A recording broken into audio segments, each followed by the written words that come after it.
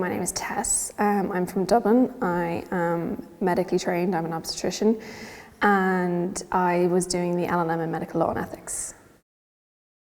So I thought it was really interesting that the split was about 60-40 law to medics, with a bit of a mix as well, but it made for a very interesting conversation, that we hadn't all come from the same undergrad studies or same professional background. I suppose the modules that were particularly relevant to me from a professional aspect were ethics at the beginning and end of life. And I suppose it was interesting to learn about things that were relevant to me, but almost as good to really branch out. And I suppose that's by doing kind of the elective modules and the modules that are kind of hybrid between our own LLM and the ones that other people cover, mean that you kind of get to explore another area of the law that you wouldn't really if you had strictly focused, I suppose, on the LLM in medical law and ethics. I think the college is very accommodating, and I think the online team were fantastic in that sense. I carved out time after work and my weekends. Some semesters were better than others, that's just the nature of the beast, but in general found that even by engaging with online forums and the boards, that even if you couldn't contribute every week, that even reading other people's feedbacks and contributions gave you plenty more scope than you would have if you'd just done the reading yourself.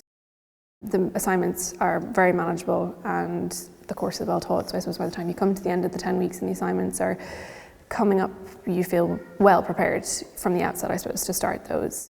I suppose I have a little bit of a way to go professionally in my own career, but I think once I'm over that hurdle, the goal would be to be on a kind of ethical consultation board, either within the hospital that I work or on a more national scale in Ireland, and to use what I've learned to, I suppose, be a voice that has an understanding of both the law and the medicine. And, you know, especially in Ireland, I suppose the law is ever changing and progressive, which is great, and we kind of need people who be able to comment on both and be a steer, I suppose. So that'll be the long-term goal.